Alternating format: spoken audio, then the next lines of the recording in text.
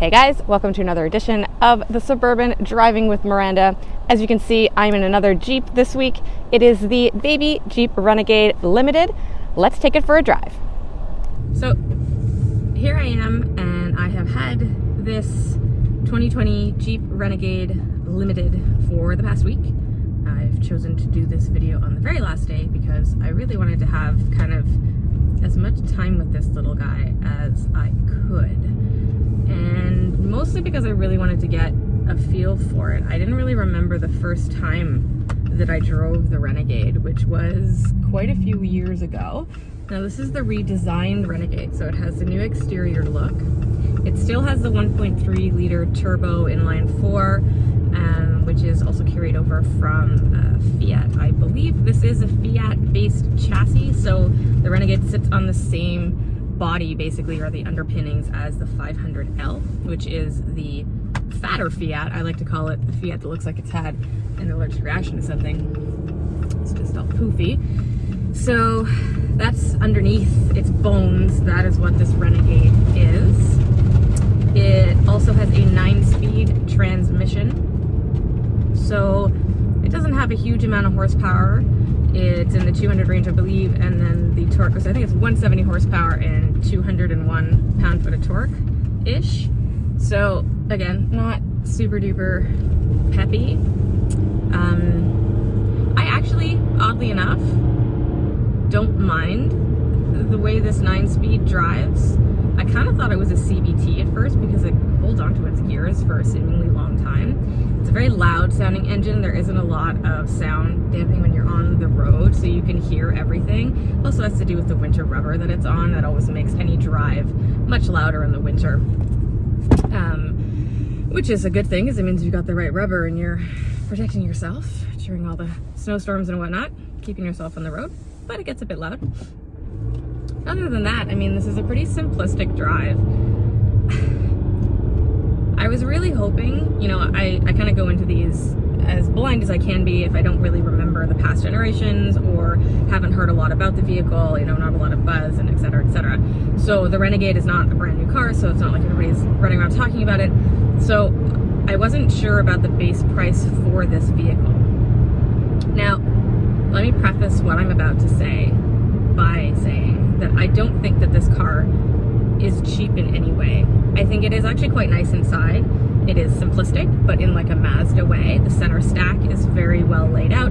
It has a really nice big touchscreen. It has Apple CarPlay. It has a digital gauge reader in the middle. It has the analog as well, which I really like the combination of the two, because God forbid something happens to your digital readout, what are you gonna do if you have a black screen in front of you? So your speedometer and your RPM is all in analog, which is nice, and I like when manufacturers keep that.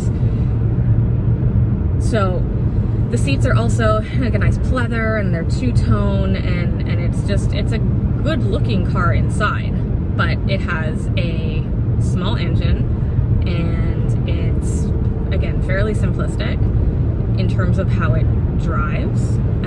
And then again, it's not the most luxurious car.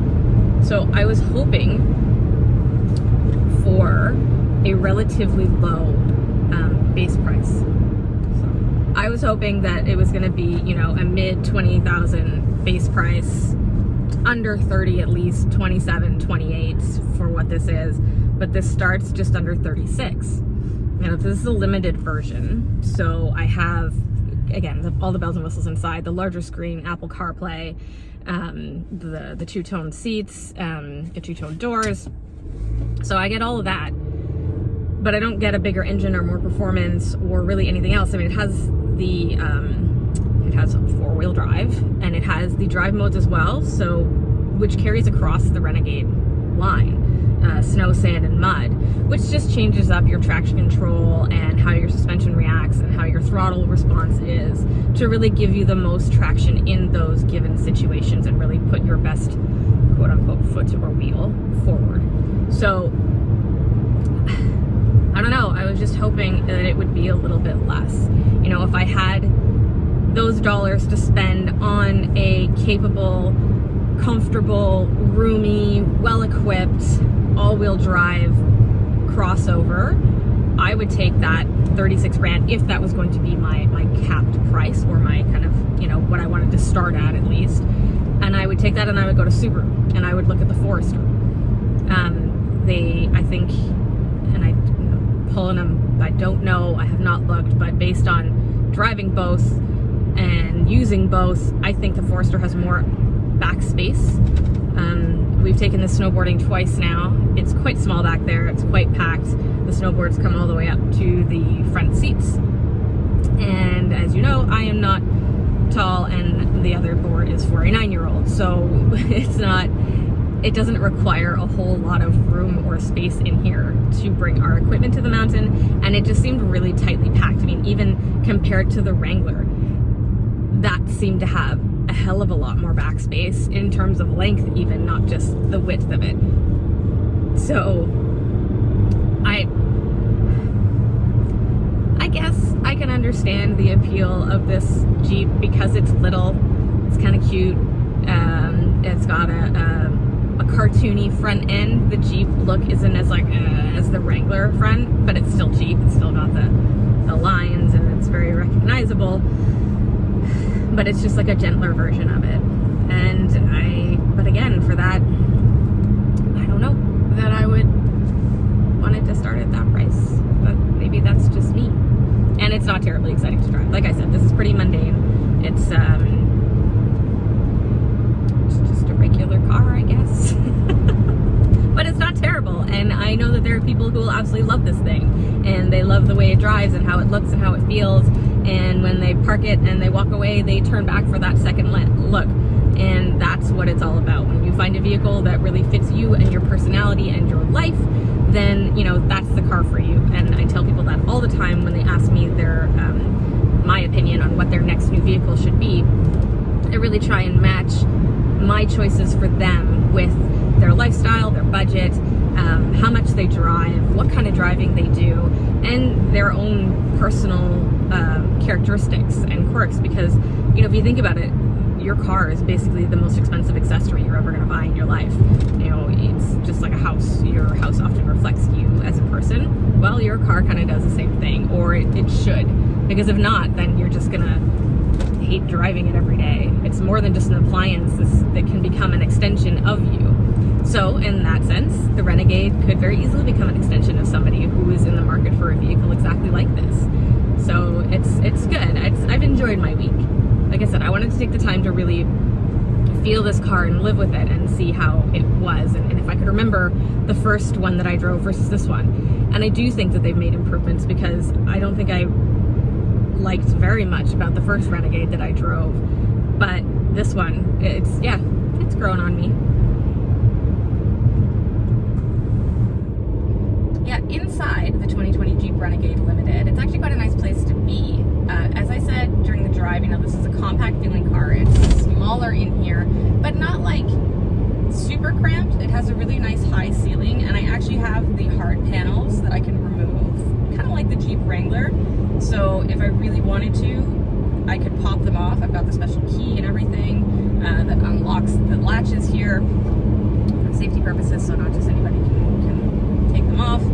And then there's a nice little storage bag in the back for them to go into, so that you keep them safe should you need them momentarily, or in a moment's notice if it starts to rain or something like that, because it's not going to happen here. So obviously I've not taken them off recently, since it is today -10, but it feels more like -20. So, but it's a possibility in the summer. Otherwise, inside, like I was saying during the drive, super simple interior, but I really like it. It has a really nice big screen here. Uconnect is very easy to use. I have Apple CarPlay that works instantly as soon as I plug my phone in. I have a USB charge here. Kind of a really small middle armrest for storage, but again, because this isn't such a big vehicle, I don't have a lot of space here to give up. And the windows are nice and big and large and square. That just kind of goes along with the design of the vehicle. Everything is very square and open, but then that means I have great visibility while I'm driving. So I don't have to worry about blind spots, even though I'm pushed far forward, because the C-pillar back here is so big. Sorry, that's the B-pillar. It's okay for my visibility. But overall, like, really nice. I've got all my steering wheel mounted buttons here. I have the typical station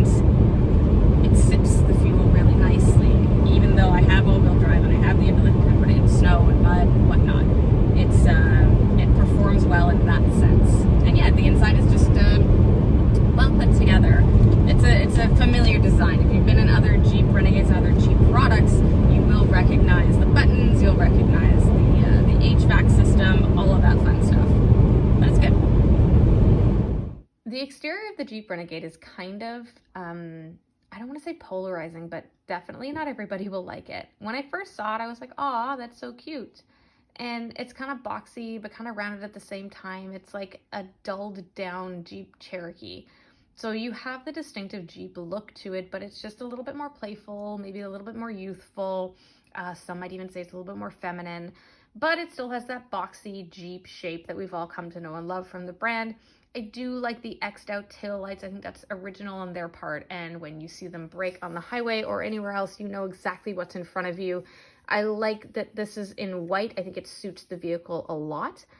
Again, I'm not super keen on the proportions, and it's not the most attractive car on the road, but it definitely retains that Jeep family resemblance, which is super important when you have a brand like this, where they stand for something and they're recognizable, just like a Mini, just like, dare I say, a Ferrari, a Porsche. You know, they all have that certain look to them, and this Renegade has that look, even if it's a simplified, kind of more youthful, I'm just getting started, I'm just growing up, kid look to it. They all have to start somewhere, right?